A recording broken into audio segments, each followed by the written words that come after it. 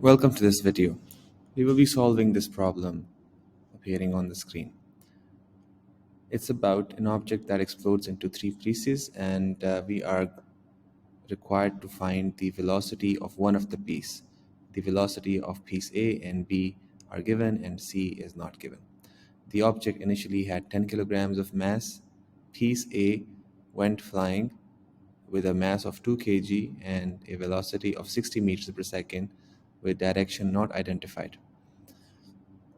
Piece B, 5 kilograms, 20 meters per second velocity at a direction of 60 degrees to the direction of motion A, which means we have to take the direction of A as a reference value, so we assume it as 0 degrees.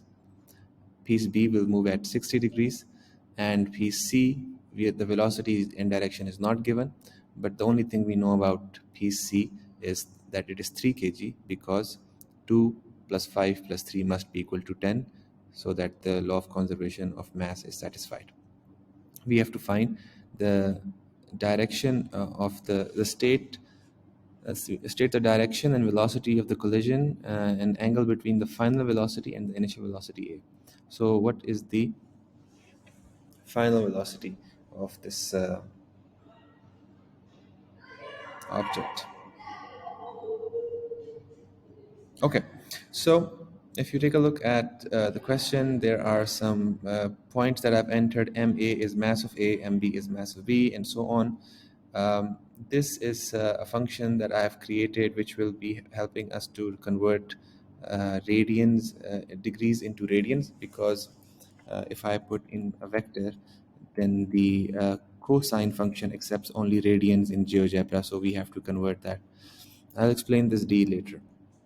So we know that velocity is a vector quantity, so I will make a VA. VA has a magnitude of 60 cosine at an angle of 0 degrees, comma, we have 60 sine of 0 degrees. So you can see that the first velocity appears here and it is to the right. I'll move this away. The second piece has a velocity of VB, which is equal to 20 cosine of 60 degrees, comma, 20 sine of 60 degrees. So you can see that this is the velocity of the second object.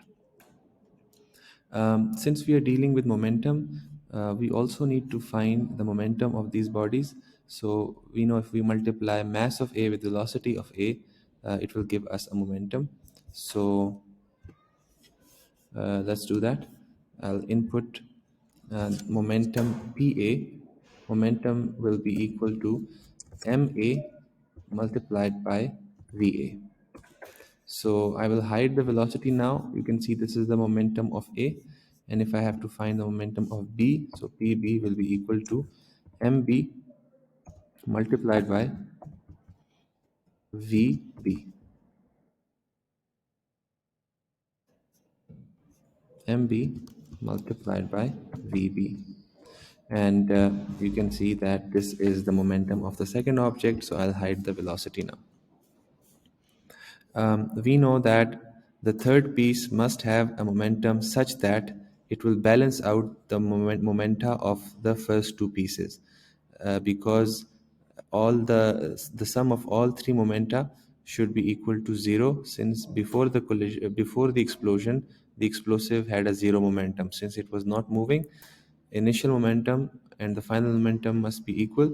So initial momentum was 0, and the combined momentum of the system after the explosion must also be 0. So basically, we need to find that PC will be equal to the negative of PA plus PB. And you can see that you had to add the momenta of A and B, and an equal and opposite vector could only balance these two. So that's why I put a minus here. So you can see that the momentum of the C object is this much, but we are required to find the velocity. So to find the velocity vc, we will divide the momentum of the C object divided by the mass of the C object.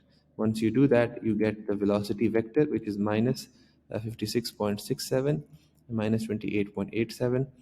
And now you can find the magnitude of this, and if you find the length of this vector, then you can find the magnitude. So the length of VC is 63.6. So that is the magnitude of the velocity. And you can find the direction as well. So I'm going to hide all other vectors and only show VC in order to find this the direction of this vector. I'm going to go and pick up an angle and see that what is the angle with the reference to this. And you can see that this angle is, if you measure it from the standard zero position, it's 207. So that's your answer. The velocity of the magnitude